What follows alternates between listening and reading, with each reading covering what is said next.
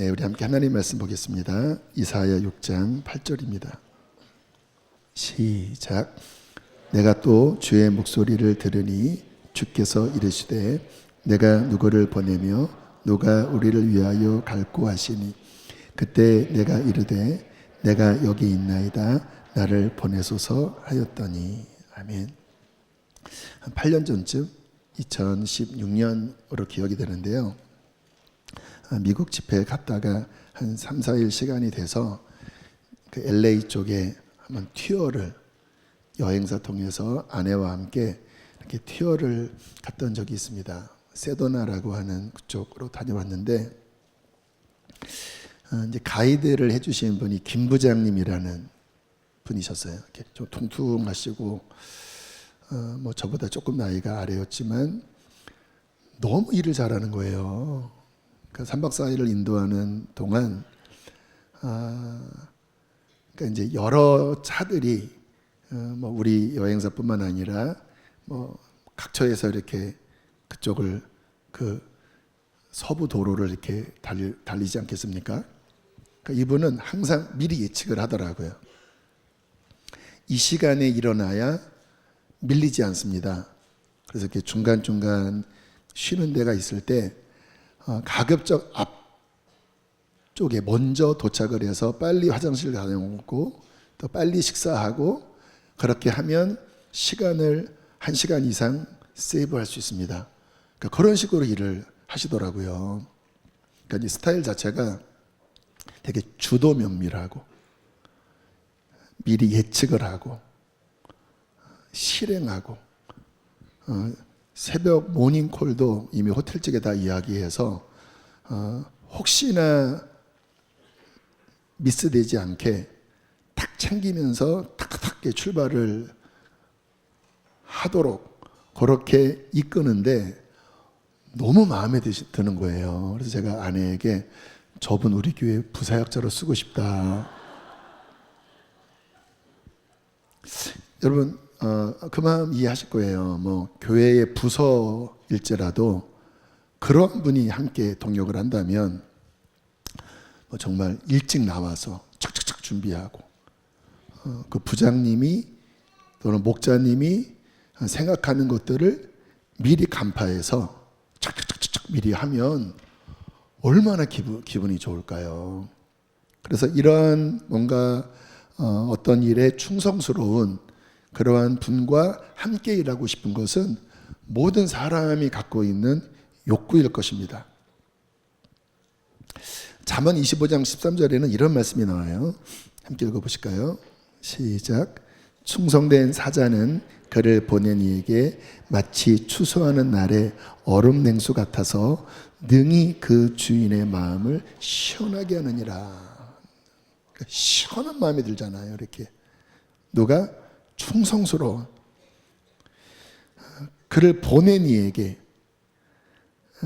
그 주인이 그 오너가 좀 뭐 좀 해주세요 또는 부장님이 이렇게 보냈는데 너무 그 일들을 그 보낸 이의 마음에 120% 맞게끔 그렇게 충성스럽게 일을 감당할 때 참 비유도 맛깔스럽죠.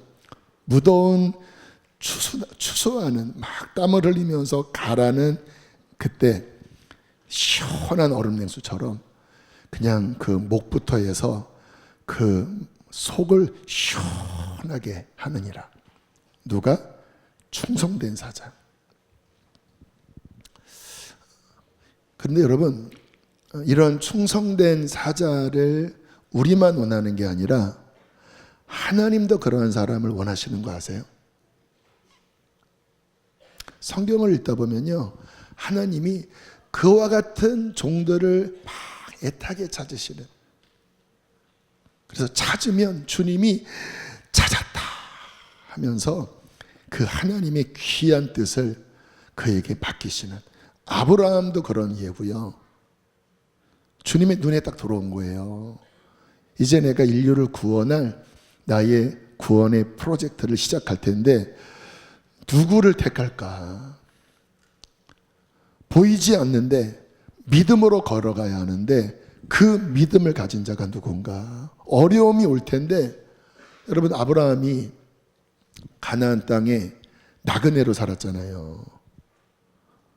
보이지 않는 가운데 충성스럽게 그 길을 갈 자가 누군가? 얘는 포기할 거야. 얘는 안 돼. 근데 아브라함을 딱 보았을 때 주님께서 거기에 나타나서 너다.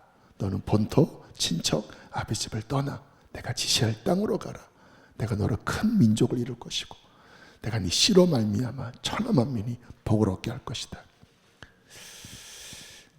누가복음에는요, 예수님이 이러한 말씀을 하고 계십니다. 12장 42절, 43절 함께 읽으실까요? 시작.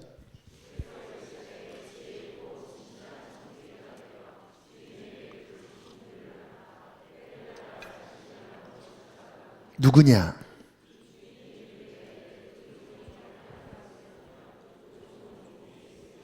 네, 누구냐라고 하는 이 문장은 찾으신다라는 거예요. 그런 사람이 어디 있느냐? 그가 누구야? 너니? 찾으면은 와 하시면서 주님이 막 그에게 맡기신다라는 거예요. 근데 그가 어떤 자입니까? 지혜 있는 자, 지혜 있는 자, 진실한 자. 말씀도 계속 놔둬주세요. 진실한 자. 여러분, 뭔가 맡겼을 때 진실해야 되잖아요. 진실은 뭐예요? 우직한 겁니다. 어려워도 진실되게, 어떤 유혹이 있어도 진실되게 그것을 지켜내는 자. 주인에게 그 집 종들을 맡았는데 때를 따라 그 주인에게 맡겨진 그 일을 때를 따라 정확하게, 진실하게, 지혜롭게 양식을 나누어주는 그 청직이라는 거예요. 만약에 그가 주인이 올 때까지 그 일을 잘 감당하면 그 종은 어떻다고요? 복이 있으리로다. 많지 않다라는 거예요. 그런데 그러한 종을 찾으면 그 종은 복이 있는 사람이다. 그가 누구냐? 라고 묻고 계시죠. 그리고 그 다음에 보면 이제 반대되는 말씀을 하시는데요. 45절, 46절 함께 읽겠습니다. 시작.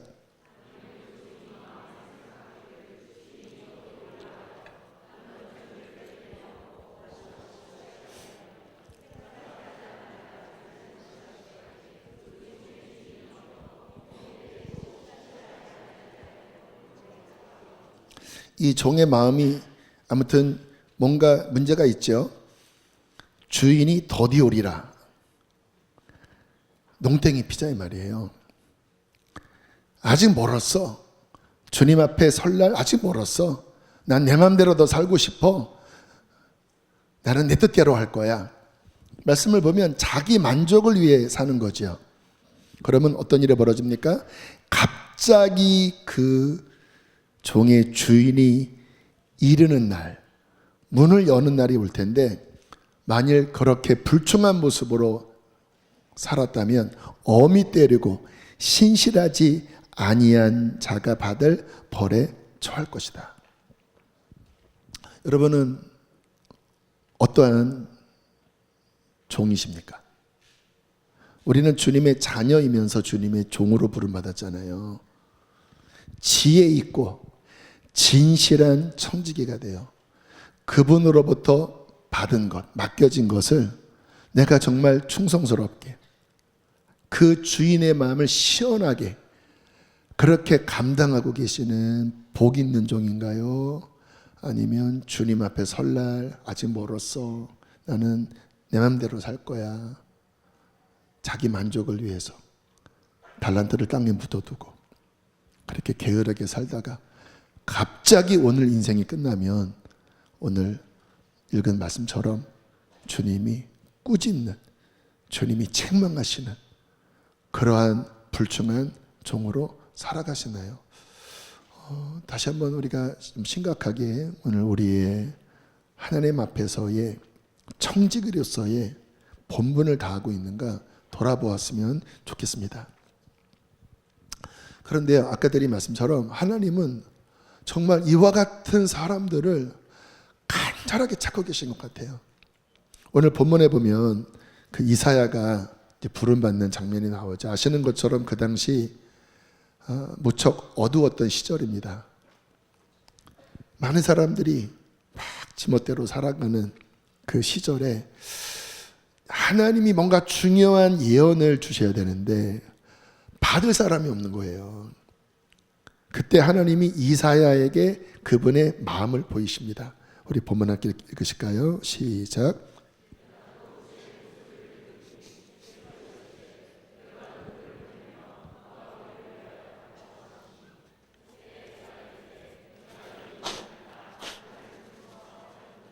너무나 유명한 말씀이죠. 주님의 목소리가 들렸습니다. 내가 누구를 보내며 누가 우리를 위하여 갈고. 사람이 없다라는 거예요. 주님께서 애타게 찾으시는 겁니다. 이 일을 맡길 사람이 누구냐. 이 시대에, 왜냐하면 이사야 선지자는 이 구약 선지자 중에서 가장 어떻게 보면 중요한 예언을 받았거든요. 예수 그리스도에 대한, 또 이스라엘의 패망과 장래의 회복에 아주 굉장히 정확한 예언을 받았거든요. 근데 이 귀중한 것을 신실하게 죽을지라도 수행할 사람이 안 보이는 거예요. 여기 조금 어떤 위치에서 어떤 중요한 프로젝트를 행하는 분들은 이 마음이 뭔지 아실 거예요. 진짜 중요한데 이거 누구한테 맡기지? 얘한테? 아니야, 감당 못해. 얘한테? 불안해. 그런 마음이라는 거예요. 내가 누구를 보내며 누가 이 중요한 것을 맡아서 진짜 생명 걸고 갈고. 이 음성이 들려졌을 때 이사야가 손을 번쩍 들고 하나님, 저 여기 있어요. 우리 복음 인카운터 할 때 그 아침 첫 시간에 네, 누구누구 여기 있습니다 하잖아요. 주님, 저를 좀 써주세요. 제가 해볼게요. 힘들 거 압니다. 그런데 주님의 목소리를 들으니까 주님이 너무 안타깝고 맡길 사람이 없어서 주님께서 그렇게 힘들어 하시는 게 느껴지는데, 제가 그 마음을 이 시간에 알았습니다. 주님, 제가 한번 해보겠습니다. 주님, 저에게 맡겨주십시오. 제가 지혜 있고 신실한 청지기가 되어 주님, 제 목숨 다 바쳐서 주님 한번 해보겠습니다. 그렇게 반응을 보이는 아름다운 장면이 나옵니다.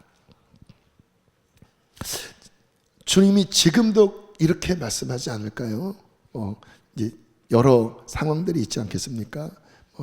유치부도 있겠고 유아부도 있겠고 요셉부, 다윗부, 또 이 목장, 또는 이러한 영혼들, 내가 이 영혼을 누구한테 맡길고. 어떤 목장은 우리한테 보내주세요, 한번 섬겨보겠습니다. 근데 또 많은 목장은 그분 보내지 마세요. 우리 감당 안 됩니다. 근데 주님은 좀 진짜 지혜 있는 신실한, 이것을 돌파해낼 그러한 그릇을 가지고 이 양을 씻고 부러진 다리를 깁스하고 그리고 계속 먹여서 회복시킬 그러한 종을 찾고 계신데 나는 못해요. 혹시 주님의 이 음성이 지금 우리에게 하시는 음성은 아닐까요? 예수님도 비슷한 말씀을 하셨죠. 마태복음 9장 36절로 38절 시작.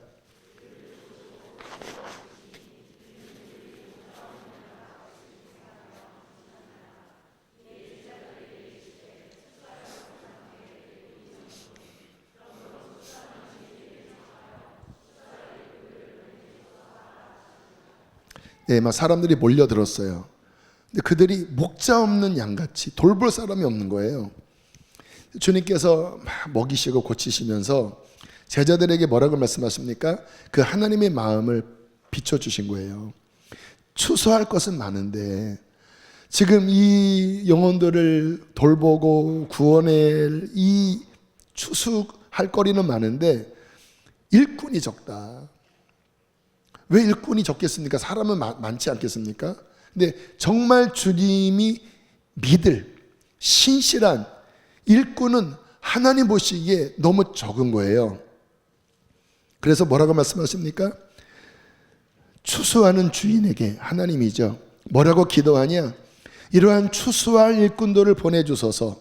다른 말로 표현하면 이러한 신실한 일꾼들을 만들어 주십시오. 그래서 이 몰려드는 양들을 주님 잘 추수해내고 잘 천국 창고에 안내할 수 있는 그러한 일꾼들을 세워주십시오. 실은 예수님이 그것을 위하여 오셨잖아요. 우리를 구원하기 위해서도 오셨지만 주님께서 제자들을 부르시면서 사람을 낚는 어부가 되게 하리라. 내 양을 먹여라. 내 양을 쳐라. 내 양을 돌보라. 이런 일꾼을 만들기 위해서 오셨잖아요. 이 주님의 마음이라는 거예요. 어제 이제 막 말씀 후에 쭉 기도하다가 제가 어떤 하나님의 감동에 의해서 이런 말씀을 드렸습니다. 지금 주님께서 뭔가 그러한 신실한, 하나님이 중요한 영적 권위를 맡길, 그 생수가 막 터져서 많은 영혼들을 살릴 그러한 일꾼들을 하나님이 찾으시는데 적습니다. 오늘 말씀과 같아요. 적습니다. 근데 어떤 영적인 마음이 있었습니다. 많은 분들이 막 기도하는데 그와 같은 분들이 계시긴 계시는데 너무 적게 계신 거예요. 막 간절하게 기도하지만 막상 그 마음은 다른 것에 많이 흩어져 있고, 뭔가 주님께서 그 짐을 짊어지게 하시기에는 준비가 안 돼 있고, 기도도 준비가 안 되고, 내적인 태도도 준비가 안 되고, 뭐 분위기 따라 기도는 하지만 뭔가 하나님의 마음에 뭔가 이것을 진짜 신실하게 맡길 사람들이 너무 적다라고 하는 안타까운 마음이 제 안에 들었습니다. 저도 마찬가지겠죠. 저는 그래서 우리 사랑하는 성도님들이, 주님이 요즘 제게 주신 어떤 목회 방향인 것 같아요. 성도들을 잘 준비시키고 잘 세워서 진짜 나의 일을 멋지게 감당할 수 있도록 훈련해라, 가르쳐라. 3세대 부흥도 실은 그런 비전에 속한 일이거든요. 나 하나 막 은혜 받고 이 차원이 아니잖아요. 자녀들이 예언하고 청년들이 이상을 보고 아비들이 꿈을 꾸는 거는 그런 주님 주시는 어떠한 사명에 대한 뭔가 기름 부음을 의미하는 게 3세대 부흥이거든요.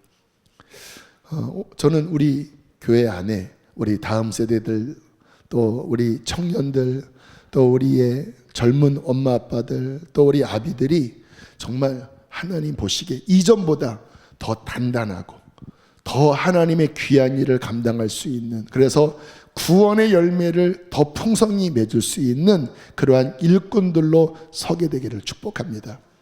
이게 이제 어제 오늘 내일 주님이 주시는 마음입니다.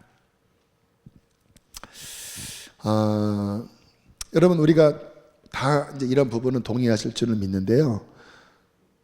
목사님만 사명이 있고 선교사님만 사명이 있고 우리는 평신도라 그냥 예배하고 헌금하면 됩니다.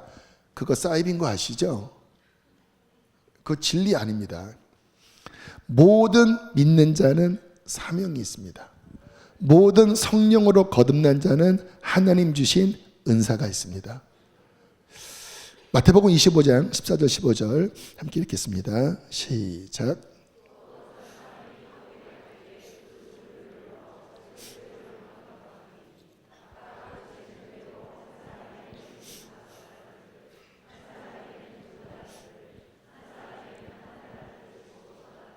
자, 15절에 보니까 각각이에요.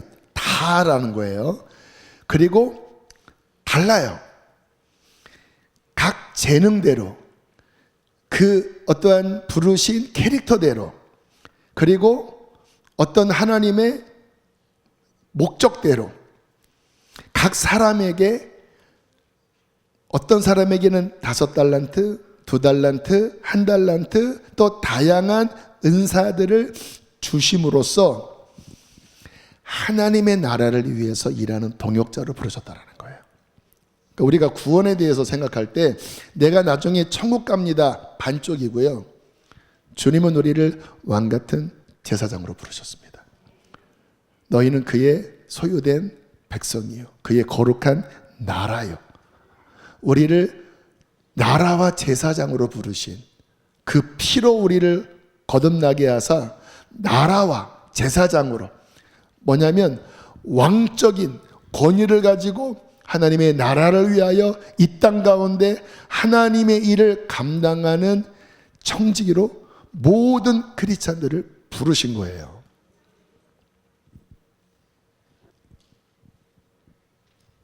이 부분에 대해서 분명한 인식을 갖고 있어야 합니다. 그래야 속지 않습니다. 여러분, 그러나 이것은 뭔가 우리에게 짐을 짊어지기 하기 위한 말씀이 아니라 여러분, 영광입니다. 그렇잖아요. 그 하나님의 영원한 나라, 창세전부터 계획하신 그 하나님의 영원한 뜻, 그것을 하나님께서 이루어 가시는데 우리가 그 하나님의 일에 동역자로 부름받아서 감당할 수 있는 달란트를 주시고, 감당할 수 있는 은사를 주시고, 어떠한 직임을 주셔서 그 하나님 나라를 위해서 쓰임받게 하셨다. 이것은 영광입니다. 그리고 특권이에요. 특권 아닙니까? 만약에 진짜 어느 높은 사람이 우리에게 뭔가 중요한 것을 맡기려고 어떤 지위도 주고 거기에 합당한 어떠한 카드도 주고 뭐 물질도 주고 좀 해주세요라고 하는 거는 나를 인정하는 거잖아요. 우리는 부족합니다.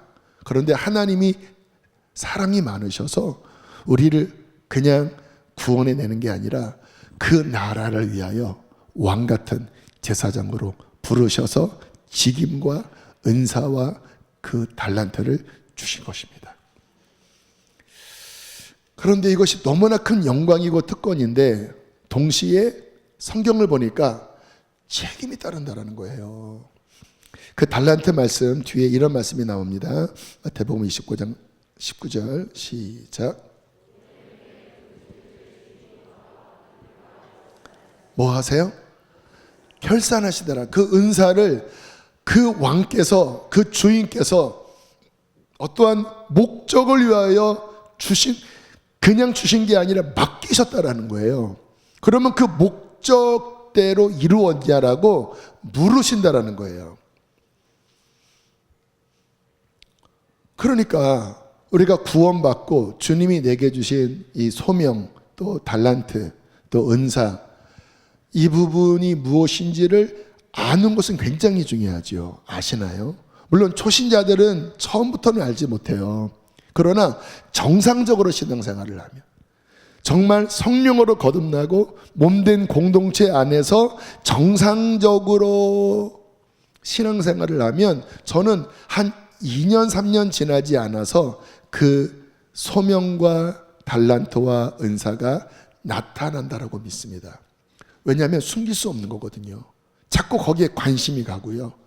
그거를 하면 뭔가 성령의 역사가 나타나고요. 열매를 맺고요. 드러나요.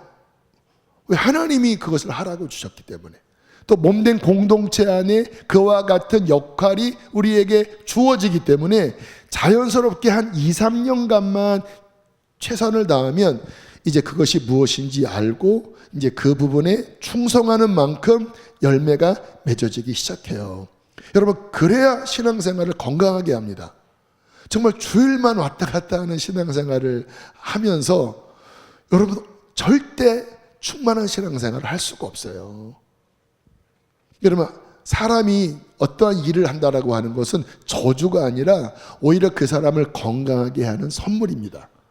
영적으로도 마찬가지예요. 주님이 주신 어떠한 은사를 잘 깨달아서 열심히 그것을 감당하면서 하나님이 주신 어떠한 생명을 더 많이 경험하는 것, 여러분 이것은 무거운 짐이 아니라 오히려 우리의 신앙을 더 살아나게 하는, 저는 하나님의 선물이요 축복이라고 믿습니다.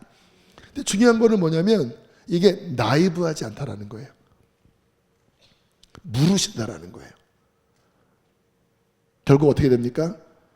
착하고 충성된 종이 되든지 악하고 게으른 종이 돼서 엄히 때리고 충성치 않은 자가 받을 벌에 빠지든지, 아니면 영원한 그 나라의 어떠한 상급으로, 면류관으로, 영광으로 하나님이 갚아주시든지.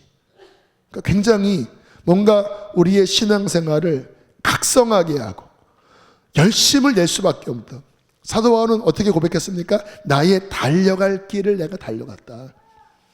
그 표대를 향하여, 그 부르심을 향하여 나는 달려갔다라고 말씀하잖아요. 그러니까 신앙생활이 뭔가 안일한 그러한 류의 신앙생활을 성경을 말씀하지 않고 있다는 것입니다.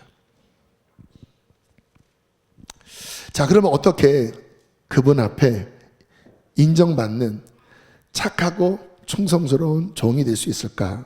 여러 가지가 있지만 아까 서두에 드린 말씀처럼 지금 주님이 저에게, 제 목회 시즌에 지금 주님이 저에게 맡기시는 중요한 것 중에 하나가 이제 성도님들을 그러한 일꾼으로 잘 준비시켜 드리는 일이에요.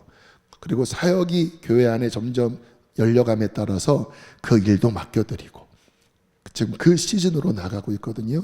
그래서 여러분들이 말씀을 들을 때 하나님이 목사님을 통해서 나를 그와 같은 종으로 준비시키시는구나. 그전에는 그냥 예배만 드리고 내일에 바빴다면 이와 같은 말씀을 주시는 이유는 그게 아니었구나. 나에게 부르심이 있구나. 나에게 은사가 있구나. 달란트가 있구나. 그러면 주님, 지혜롭고 충성스러운 청지기가 되겠습니다. 그래서 오늘 한 3가지를 함께 좀 나누려고 하는데요.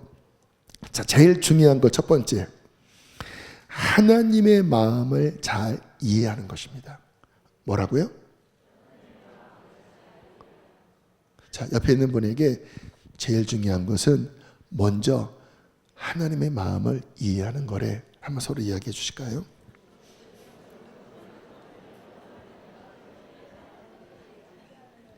여러분, 이것은 너무 기본이기도 합니다. 그냥 직장의 예를 들면 여러분, 어떤 오도가 떨어지지 않았는데 내 마음대로 뭐를 할 수 있는 건 없습니다. 하면 한 만큼 문제예요. 제일 첫 번째는 무엇입니까? 지금 무슨 일을 맡기고 있느냐, 뭐를 하라고 하느냐, 그 부분을 정확하게 이해하는 게 첫 번째입니다. 하나님의 일은 더 그래요. 우리의 생각보다 크시고 높으신 그분이 뭐를 원하시는지를 캐치하는 게 이게 첫 번째 주의 일꾼의 덕목이라는 것입니다. 디모데후서 2장 15절 이렇게 말씀하십니다. 시작.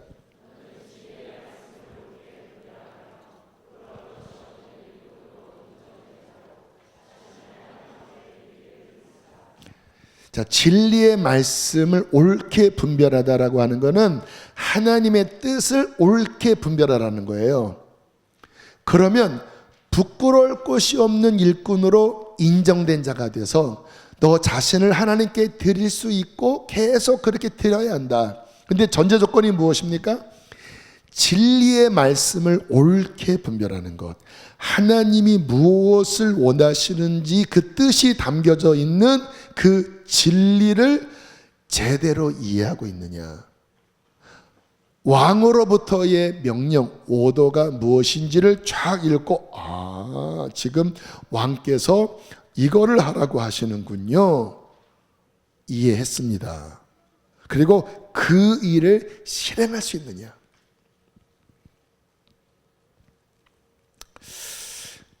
많은 분들이 주님의 마음을 잘 이해하지 못하고 자기 마음대로 합니다.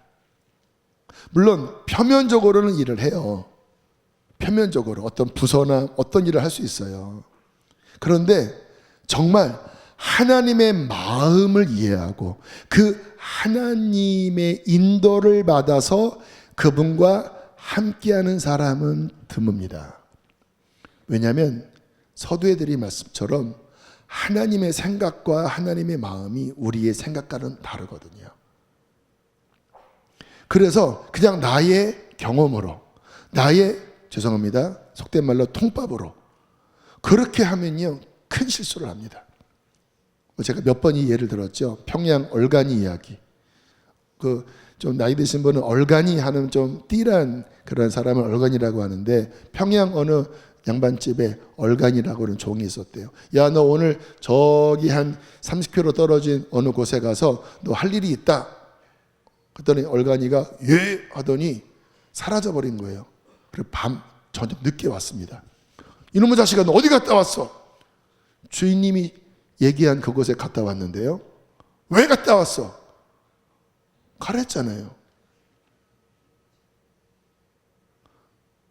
그 주인으로부터, 양반으로부터 명령도 듣지 않고 그냥 갔다가 온 거예요.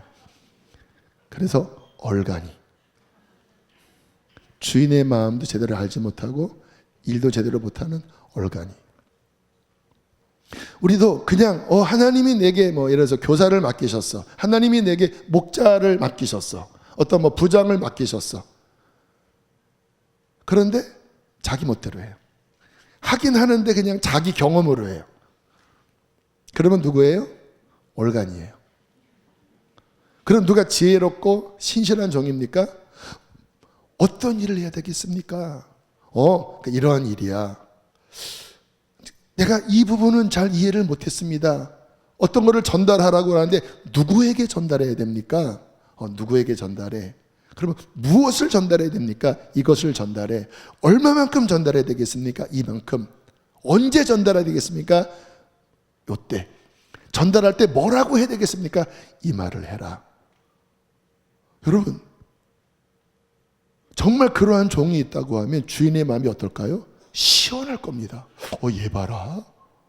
얘는 종이 아니라 얘는 내가 좀 귀하게 써야 되겠다. 왜냐하면 어떤 일을 하는 게 대충대충 하는 게 아니라 진짜 제대로 하네. 내 마음을 정확하게 이해하려고 하네. 그렇게 여러 번 하면 이제 척하면 척. 그러면 뭐예요? 그 주인의 마음이 막 너무 시원해서 더 귀한 것을 맡길 수 있지 않겠습니까? 여러분, 하나님도 똑같으신 분이세요. 여러분, 하나님은 영원한 뜻을 갖고 계십니다. 근데 우리는 잘 몰라요. 그러면 어떻게 해야 돼요? 어떤 일을 맡겼다면, 어떤 목장을 맡았다면, 어떤 영혼을 맡았다면, 어떤 부서를 맡았다면 무릎 꿇고 하나님 감사합니다. 그런데 주님 아시지 않습니까? 저의 힘으로 감당할 수 없어요. 저에게는 생명을 줄 수 있는 생명력도 없고, 주님 지혜도 부족하고, 하나님 저에게는 사랑도 부족합니다. 주님 어떻게 합니까? 그럼 뭐라고 말씀하실까요? 내가 한다. 나를 의지해. 내가 줄 거야. 주님 주세요. 저에게 지혜를 주세요. 사랑을 주세요. 여러분, 그러면 정확한 거잖아요. 여러분, 우리 힘으로 감당할 수 없잖아요.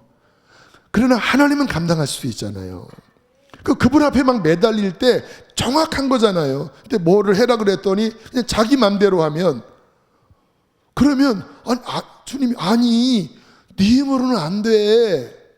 네 힘으로 하면 금방 너는 실패해. 너는 금방 실망할 거야. 네 힘이 딸리기 때문에. 너 그거 아니야. 내가 주려고 하는 거야. 그럼 물어봐야 될 거 아니에요. 정확한 이 실체를 파악하고 하나님 앞에 나가야 될 거 아니에요. 근데 안 나간다라니까요.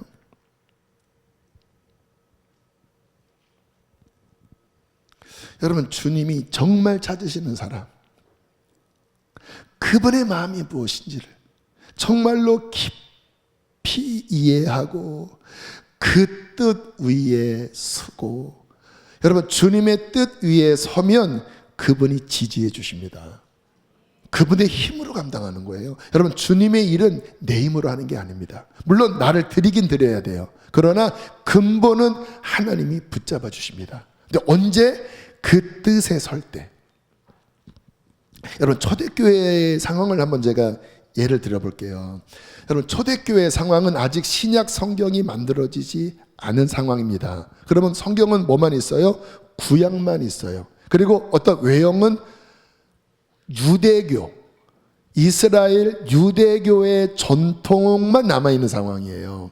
그런데 주님이 이 땅에 오신 것은 이제 새 언약으로 들어가는 거잖아요. 그리고 많은 구약의 유대교의 어떠한 율법, 음식 규례, 또 어떠한 예배에 제한된 공간, 꼭 예루살렘에서 예배 드려야 된다고 하는 게 구약 전통이니까, 또 어떠한 절기, 이와 같은 어떤 외형적인 형식에서 새 언약은 과감하게 깨트리고 패버리고 예수 그리스도로 말미암아 굉장한 자유함 가운데로 넘어가는 게 신약의 새 언약입니다. 지금 우리에게는 너무나 당연한 거지만 그 당시에는 이거는 천지개벽입니다. 특히 유대인에게 있어서 음식, 그들은 수천 년 동안 거기에 아주 그냥 문화와 모든 가치와 모든 정서가 쩔어 있거든요. 돼지고기 못 먹어요. 지금도 그들은 뭐 그런 거 지키는 사람이 있는데, 그런데 예수께서 오셔서 서서히 깨뜨리셨습니다. 그리고 새 술을 새 부대에 담아야 한다라고 말씀을 하시면서 뭔가 구약의 그러한 어떤 형식적인 것들을 깨뜨리시고 뭔가 본질을 말씀하시고, 그리고 예수께서 그 믿음과 그리고 성령의 임재 속에서 이제 구원받아서 이제는 예배는 어떤 장소의 개념이 아니다, 형식의 개념이 아니다, 영과 진리다.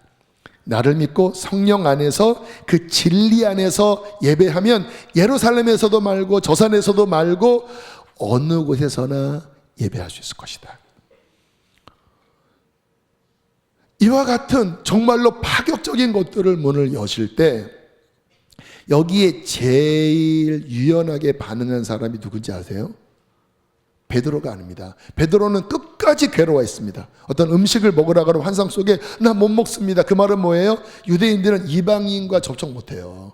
부정탄다고 생각하니까. 근데 주님은 땅 끝까지 전도하라고 그랬잖아요. 그런데 너무나 굳어 있는 거예요. 그러니까 주님께서 환상을 주셔서 그걸 막 흔들어서 막 보내실 때 막 괴로워하면서 막 가잖아요. 그 정도로 쉽지가 않았어요. 그래서 베드로는 유대인의 사도로 그 사명이 이렇게 규정됩니다. 그런데 진짜 신기한 건 뭐냐면 바리새인 중에 바리새인인, 율법 준수하는 아주 그냥 정통인 바울은 너무 신기하게 이거를 깨버렸어요.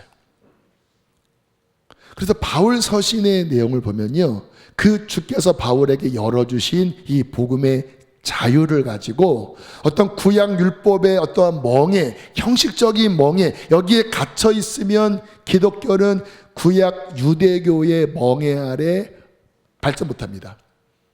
근데 바울은 어떤 하나님의 계시 속에서 이제 그 십자가로 이와 같은 것들이 끝났고 그 본질적인, 그 영적인 내면의 변화가 성령과 예수 그리스도의 믿음 안에서 어떻게 확장되면서 유대인과 이방인이 한 세 사람으로 아버지께 나아가고, 그리고 이 복음이 어떻게 온 열방에 퍼질지에 대한 이 환상과 계시를 보고, 그리고 이 놀라운 복음을 막 전하면서 나간 거예요. 그때 유대교 크리스찬들, 그러니까 유대교적인 신앙의 전통 위에 예수를 믿는 사람, 그분들은 여전히 구약적인 것들에 되게 매여 있었습니다. 그런데 문제는 뭐냐면 바울이 그렇게 복음을 전하니까 안 돼, 예수만이 아니야, 할례 받아야 돼.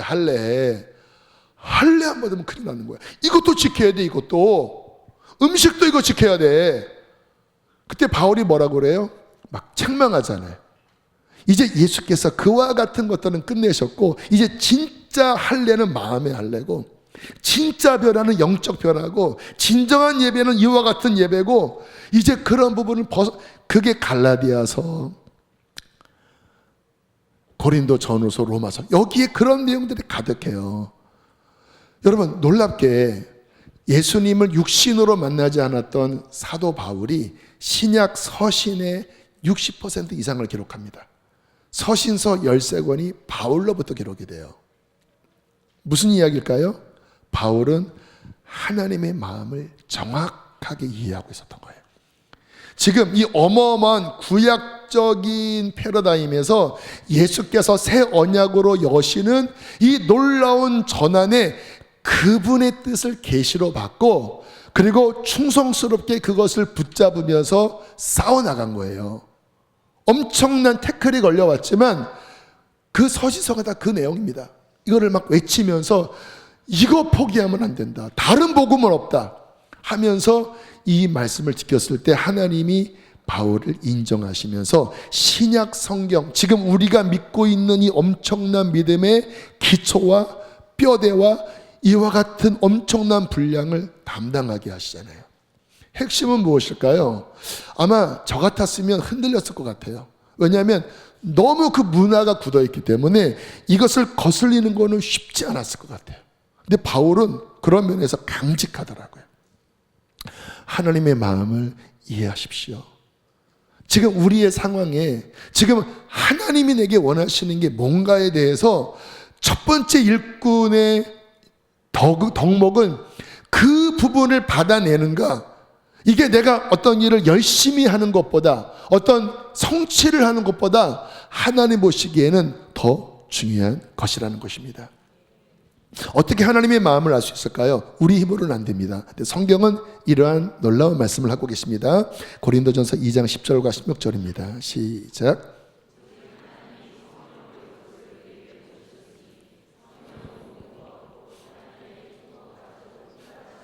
16절.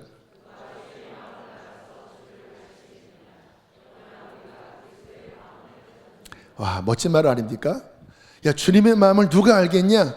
우리 안에 그리스도의 마음이 있다. 내 안에 그리스도의 마음이 부어져 있다. 어떻게? 성령님을 통하여 하나님의 깊은 것이 우리 안에 부어져서 그 성령님의 생각 가운데 그분과 교제하고 날마다 그분의 마음이 우리 안에 계시되어지고 그분의 마음이 내 영혼을 강권하시는도다. 할렐루야. 여러분, 이와 같은 종이 그리스도의 인정받는 신실한 일꾼입니다. 내 어떤 의로 하는 게 아니에요. 진짜 내 자아가 깨어지고 그분의 마음을 받아내는 자. 그냥 쉽게 오는 게 아니잖아요. 나를 날마다 깨트리고 날마다 내려놓고 그분 앞에 엎드려서 그분의 마음이 오기까지 귀를 쫑긋 세우고 그분께 여쭙고 그의 성령의 인지하심 속에 그의 지혜와 계시형이 날마다 부어지는, 여러분, 그와 같은 주의 종들이 되십시오. 이게 우리가 주님의 일을 하는 기준이 되어져야 합니다. 내가 뭔가를 하기 전에 항상 우리가 나눠야 될 것은 주님의 마음이 무엇인가. 뭐 내가 어떠한 스스로의 어떤 영적인 어떠한 뭔가 선입견, 뭔가 나의 어떠한 자기의 생각을 하나님의 생각으로 막 이야기하는 그러한 저급한 수준 말고요. 정말 그 마음이 십자가로 깨어지고 보혈로 씻겨지고 진리 안에서 정말 순전하게 성령님을 따라가면서 그 하나님의 마음이 부어지는 그 순전한 이게 있느냐. 이제 뭐 겨울에 여러 또 수련회도 하겠고 또 뭐 아무튼 여러 일들을 할 텐데 항상 첫 번째는 뭐냐면 그 하나님께서 부어주신 그 순전한 그분으로부터 오는 그 사랑, 그 열정, 이게 우리 안에 있는가, 여기서부터 시작되어져야 합니다.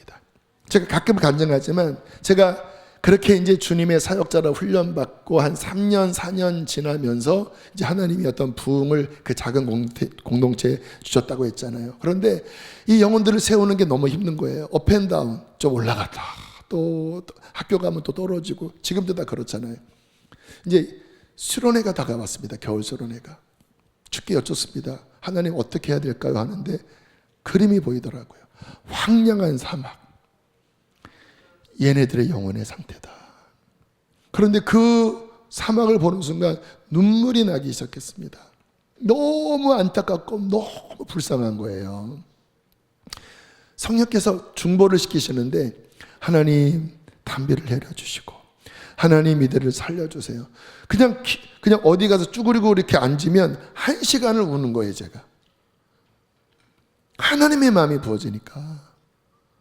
그리고 그 수련회 하기 전에 한 일주일간 어떤 집회 갔습니다. 찬양 집회 일주일간 수련회에 가서 하나님 앞에 깊이 회복이 되고, 그랬더니 하나님이 막 지혜를 부어주시더라고요. 어떤 프로그램을 하는데, 그러니까 여러분, 하나님의 일은 어떤 거는 하고 어떤 거는 하지 말고라기 차원하기보다는 어떤 일을 하더라도 그분으로부터 오는 지혜가 풀어져야 돼요.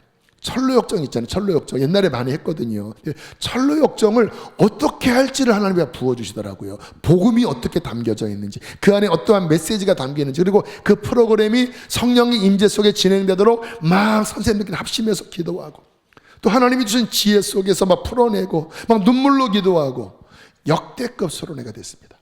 막 강력한 영적 전쟁 속에 그 영혼들에게 막 거듭남이 일어나고, 막 회복이 일어나고, 굳어짐이 풀어지고. 근데 그 시초는 뭔지 아세요?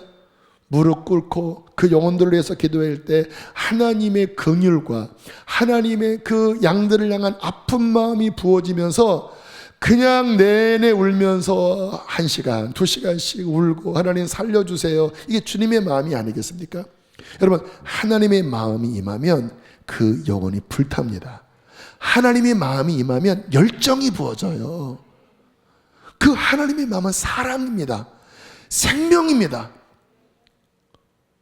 예수께서 이 땅에 오셨던, 십자가를 질 수밖에 없었던 그 마음이 부어지고, 그 마음 안에서 주님과 대화하면서 나갈 때 그때 굳었던 것들이 녹아지고 막혔던 것들이 뚫어지고 영혼들이 살아나면서 진정한 리바이벌, 부흥이 일어나는 것입니다. 저는 이와 같은 훈련들이 여러분이 섬기는 모든 영역, 내가 목장을 맡은 기도회, 하나님 이번에 어떻게 인도할까요? 주님 영혼들 어떨까요? 하면 그 영혼을 향한 한량없는 긍휼함, 그 영혼들이 한 주간 어떻게 답답한 가운데 살아오는지, 그러면 어떻게 하는지 주님이 중보기도를 통하여 그분들의 영적인 공격, 상함들, 묶임들을 이분들이 풀어내지 못하잖아요. 중보는 뭔지 아세요? 내가 대신 짊어지는 겁니다. 내가 대신 뚫어내는 거예요. 그러면 막 탄식하면서 막 기도하다 보면 주님이 그분의 연약함을 중보기도를 통해서 풀어내는 힘을 주십니다. 그때 많은 눈물이 나오고 탄식의 기도가 나오고 또 하나님의 깨달음이 오고 그 생명 안에서 다가가면 뚫어지는 거예요. 그러면 살아날 거 아닙니까? 막 묶여서 왔는데 한번 예배하면 그 하나님의 마음이 부어지고 대가지불을 하고 뚫어냈으니까 풀어지지 않겠습니까? 그러면 한 영혼이 살아나고, 하나님이 위에서 어떤 마음일까요? 속이 시원한 거예요. 시원한 거예요. 여러분, 주님의 마음을 시원하게 해드리는 종이 되셔야 돼요. 그런 눈물도 없고 기도도 없고 대가지불도 없고, 그냥 이렇게 해서 그냥 이렇게 그냥 맛있는 거 먹고 또 먹고 이빠이 먹고 이렇게 하고, 그냥 영혼은 이렇게 묶여 있는데 그냥 허리 좋아요 이렇게 노래 한 곡 하고 하는데 그것도 괜찮죠. 근데 깊은 영혼의 이 상한 마음, 이 묶인 마음, 누가 이것을 풀어줄까? 내가 이것 때문에 십자가를 지고 이것 때문에 성령을 내가 보냈는데 나의 마음을 알아서 이 마음을 하나님 앞에 올려주고 이거를 풀어낼 나의 종이 누구고. 근데 누구는 반짝 소수지만 그 마음을 기특하게 분별해내고 그 마음에 주님 앞에 무릎 꿇고 하나님 앞에 매달리고, 내 힘으로 안 되니까 대가지불을 하고 그렇게 하나님 앞에 생명 걸고 살이 쪽쪽 빠질지라도 그렇게 섬기는 그 한 사람을 보면 막 주님의 막 기쁨이, 막 주님의 어떠한 뭔가 막 그 신뢰가 막 그에게 막 부어지는 거예요. 여러분, 그렇게 사역하고라면요 힘들지만 끝나고 난 다음에 마음이 깊은 기쁨이 넘칩니다. 그게 무슨 기쁨인지 아세요? 하나님 아버지의 기쁨을 그에게 나눠주시는 거예요. 간절하기도 하고 안타깝기도 합니다. 제가 우리 교회 사역자들에게도 이런 말씀들을 많이 나눠요.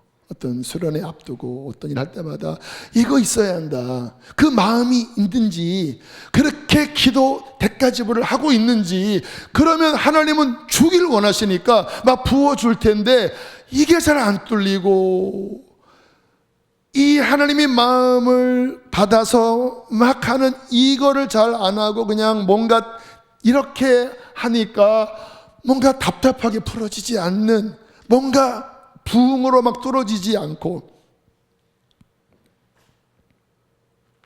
어제 주님이 제게 막 기도하다가 주신 마음이 그거였어요. 이 마음을 헤아려서 이 마음으로 나아갈, 내 마음을 간파하고 준비된 그런 사람이 적게 보이더라고요. 여기 이렇게 반짝 이렇게. 근데 주님은 주길 원하시는데, 자녀들에게도, 청년들에게도, 우리 젊은 부모들에게도, 아비들에게도 주길 원하시는데, 너무 그런 부분에 무지하고 너무 준비가 안 돼 있고 그냥 뭔가 열심히 할게요 라고 하는, 그것도 이쁘긴 한데 진짜 하나님의 마음에 이거를 막 담아줄, 이게 누구냐, 이거를 받아내라.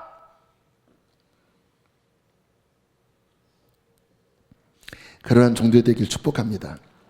자, 두 번째, 이 뜻을 알았다면 두 번째는 충성으로 나가야 합니다. 고린도전서 4장 2절입니다. 함께 읽겠습니다. 시작. 자, 주님이 마음 주시고 사명 주셨어요. 그러면 이제 뭐를 구하라고요? 충성. 충성은 성령의 열매 가운데 하는 거 아시죠? 예수님의 이름이 충성이라는 이름이 있습니다. 계시록 3장 14절 시작.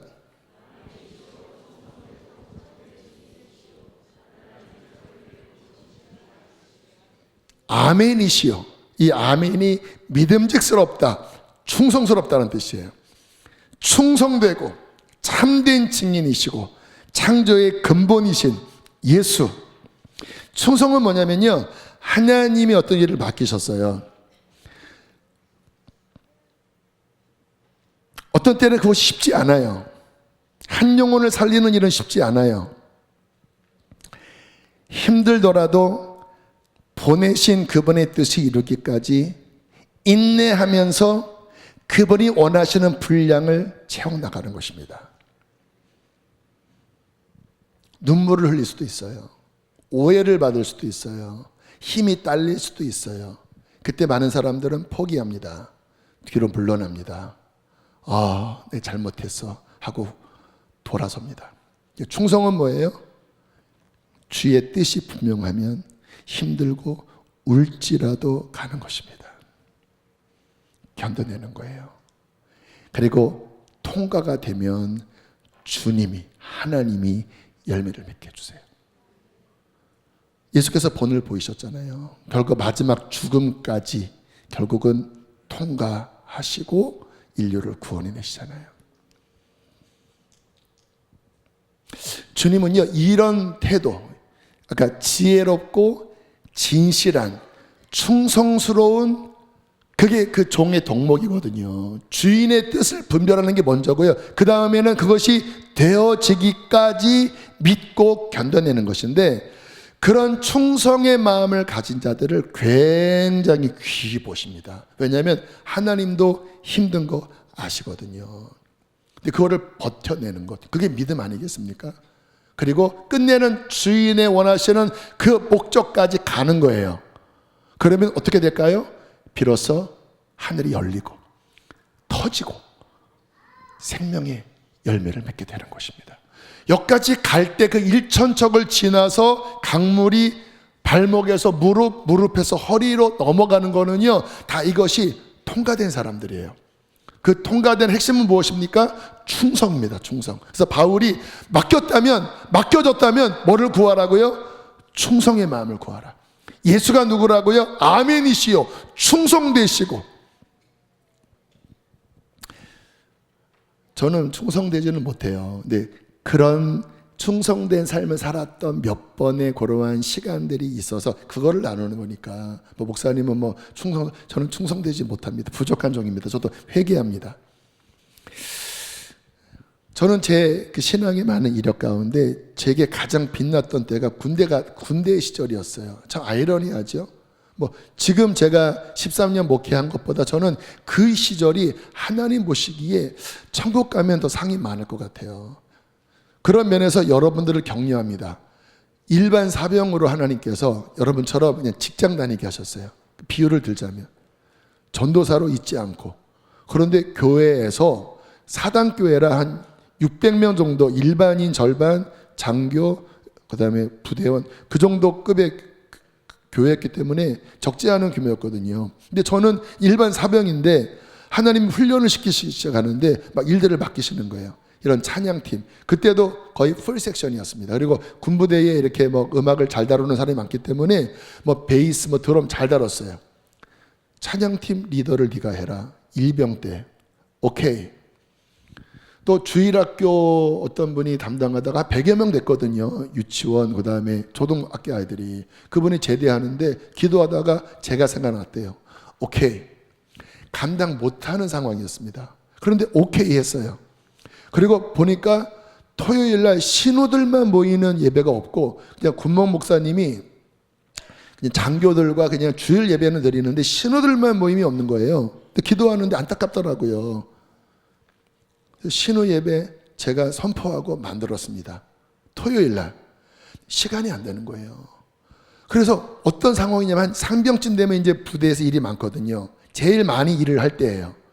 그 부대에서도 이제 일을 저런 일을 해야 되는데 이제 시간이 되면 수요일 날 예배드리고 찬양 인도하고 초소 방문이라고 초코파이랑 커피 들고 초소들 방문하고 나눠주고 기도해야 되고, 그리고 여름 되면 성경학교 해야 되는데 막 부대에서는 너 빨리 와서 이거 해라고 막 저를 잡아당기고, 뭐 교회에서는 전도사님, 저는 이제 일반 전도사였으니까 이거 해야 됩니다 하는데 막 제가 막 찢어지는 토요일 날은 이제 신우 예배 드려야 되는데 저를 미워하는 고참이 그 교회 가는 그 시간에 근무 시간을 배치하는 거예요.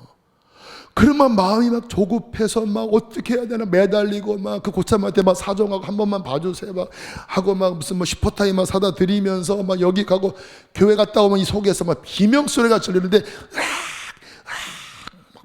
너무 힘드니까 막 몸이 막 갈리갈리 찢어지는 것 같으니까, 근데 울면서 그냥 섬겼습니다. 기도하고 하루에 막 30시간씩 기도하고 섬기고, 그리고 그 훈련의 혹독한 시간을 딱 지나고 딱 병장이 되니까 그 다음부터 확 풀리는데요. 진짜 신기한 게 제가 뭐를 한다고 하면 부대 그 중대장 대대장이 네가 하면 무조건 해라. 그리고 제가 뭔가를 손을 대서 부대 안의 일도 제가 들어가서 뭔가를 하면요 그냥 술술 다 풀리는 거예요. 어느 뭐 대회에 나가면 막 준우승을 하고 그 다음에 막 우승을 하고, 막 군가 뭐 군무 경연대회 하면은 제가 맡아서 막 우승을 하고, 뭐 어떤 정신적인 좀 어려움 있는 그런 부대원 뭐 외출인가 하는데 네가 맡아라. 네가 있으면 보내주겠다. 그러고는 막 열매들이 막 맺혀지고, 그때 제가 기억이 나요. 너무 힘든데 그냥 울면서 제가 그 자리를 주님 앞에 울면서 걸어갔던 그 시간들. 근데 그 시간이 이렇게 통과되니까 마치 일천척을 지나서 주님이 어떠한 사역의 지경을 넓혀주시고, 그리고 저를 향한 아마 먼 미래에, 어쩌면 지금 수지선한 목적교회겠죠. 내가 너에게 앞으로 넌 더 훈련받을 게 많아. 아직은 초기야. 그런데 너 그거 내가 보았어.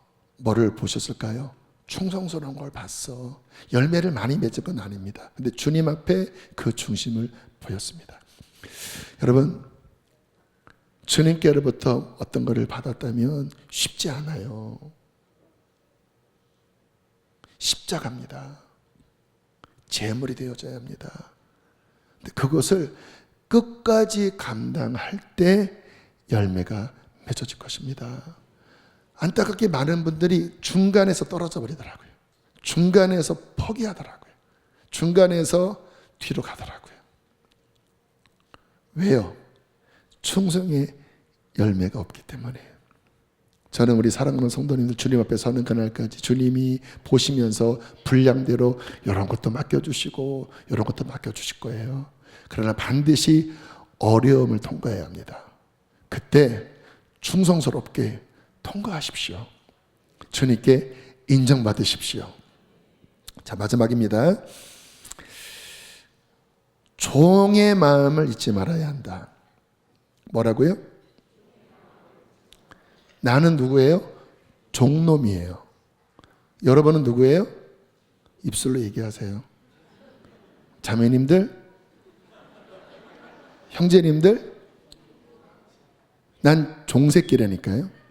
종놈이에요. 여러분은 종니은. 예수님이 이러한 비유를 주셨습니다. 이제 제자들에게 종의 태도를 말씀하시면서, 야, 그 당시에는 진짜 종이 있었잖아요. 야, 주인이 바깥에서 일을 하고 그리고 밤에 돌아와서 또 하루 종일 그 종도 일했겠지. 근데 종이 식사를 안 했다. 근데 주인이 돌아와서, 야, 누구야, 좀 발 좀 씻어라. 그러면 그 종이 와서 발을 씻겠지. 야, 그러면 주인이 너무 감사합니다 이렇게 하겠니? 안 하겠지요. 그 문화 속에서 얘기하는 거예요. 왜요? 종은 원래 그 일을 하는 자니까. 비록 뭐 하루 종일 일을 했어도 주인이 와서 그 일을 하는 거는 당연한 거겠죠. 그러면서 제자들에게 너희도 그래야 돼 하면서 이렇게 말씀하십니다. 자, 누가복음 17장 9절 10절입니다. 시작.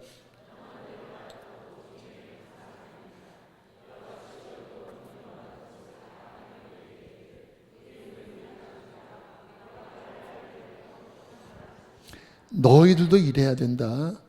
주님, 내가 아버지가 뭐를 하라고 할 때 힘들 수도 있어. 근데 다 끝나면 우리는 무익한 종놈입니다. 당연히 할 것을 한 것뿐입니다. 나는 종입니다. 이렇게 해야 된다. 여러분, 이게 겸손의 마음이잖아요. 여러분, 이 마음은 뭔가 주님이 우리를 비하시키기 위해서 하시는 말씀이 아니에요. 우리를 보호하려는 말씀입니다. 여러분, 주님은 낮추시면 높여주십니다. 그분은 사랑이십니다. 우리를 막 그냥 진짜 막 빡세게 막 굴려고 하시는 분이 아니에요. 물론 하나님이 어떠한 뜻을 이루도록 그 십자가를 통과하게 하시지만 그 가운데 함께 하십니다. 우리에게 감당할 힘을 주십니다. 그분은 우리의 아버지이십니다. 그런데요, 왜 종의 마음이 필요하냐면 이 마음을 가져야지만 안전한 거예요. 만약에 우리가 그와 같은 마음을 갖지 않으면 어떤 일이 벌어질까요? 난 그래도 이렇게 했는데 왜 하나님은 나한테 이런 거 안 들어주셔? 공로주의로 가는 거예요. 여러분, 주님이 우리를 영원한 죄와 사망에서 그 자신의 희생, 아버지가 보내신 그 희생으로 우리를 건져주시고 그 핏값으로 사셨다면 우리가 그분에게 뭔가 왜 내가 이렇게 했는데 왜 이렇게 안 해줘요? 라고 할 자격과 이유는 더 이상 없는 것입니다. 하나님은 모든 것을 다 주셨습니다. 뭔가 아직 안 되는 것은 그분의 영원한 뜻에 의하여 기다리라고 하는 거지, 뭔가 내가 이렇게 했는데 이러실 수가 있나요? 공로주의. 하나님께만 그런 게 아니죠. 사람에게도 마찬가지죠. 내가 이렇게 했는데 나를 안 알아줘? 안 알아줘? 그 무서운 섭섭이 삐죽이가 막 들어와서, 진짜요, 저는 14년 목회하면서 진짜 신앙 좋은 분들도요 결국 섭섭이 삐죽이 막 이렇게 다 넘어가더라고요. 다 가만히 보면 내가 이렇게 했는데 나를 알아주지 않고 이성적으로는 이해가 돼요. 그럴 수 있겠다. 근데 뭐가 결여된 거예요? 종의 마음이 결여된 거예요. 주님 앞에 무익한 종입니다. 저는 뭐가를 바라고 한 게 아닙니다. 마땅히 하야 할 것을 했습니다. 누가 무시하고 뭐라고 하면 당연합니다. 저는 종놈입니다. 죄인 중에 괴수입니다. 나의 나된 것은 하나님의 은혜입니다. 저는 주 앞에 엎드릴 뿐입니다. 주 앞에서 겸손하면 그분이 높이실 것입니다. 그래야 높아지는 거죠. 그분이 인정해 주시면 그러면 진짜 인정받는 거죠. 여러분, 그 종의 마음을 끊임없이 나를 보호하고, 그게 나를 보호하는 거거든요. 그리고 그분 앞에 정말 신실하게 그의 마음으로 한 걸음 한 걸음 나아갈 때 하나님께서는 여러분에게 더 귀한 것으로 맡겨주실 것입니다. 제가 지금 아비들은 꿈을 꾼다고 그랬잖아요. 꿈이 보여요. 여러분들이 그렇게 막 준비되면서 주님이 여러분에게 이렇게 더 사역을 확장시키시고 통과된 문을 그냥 쓰다듬어 주시면서 잘했다 하시면서 열매를 주시고, 그리고 여러분들이 막 천국을 바라보면서 막 희망이 생기는 거예요. 나 천국 가면 내가 주님 앞에 이런 면류관을 받고 잘했다 칭찬받겠지, 너무 감사합니다, 뭐 그런 게 보여요. 주님께서 우리를 그렇게 준비시키시고, 그렇게 앞으로 몇 년 지나면서 그와 같은 귀한 일꾼들이 더 아름답게 세워져서 더 많은 영혼들을 구원하고 이 민족과 저 북한과 저 열방에 하나님을 기쁘시게 하는 종들이 서게 되기를 축복합니다. 여러분 쓰다듬으면서 내가 그런 종이 되겠습니다. 자신을 쓰다듬으세요.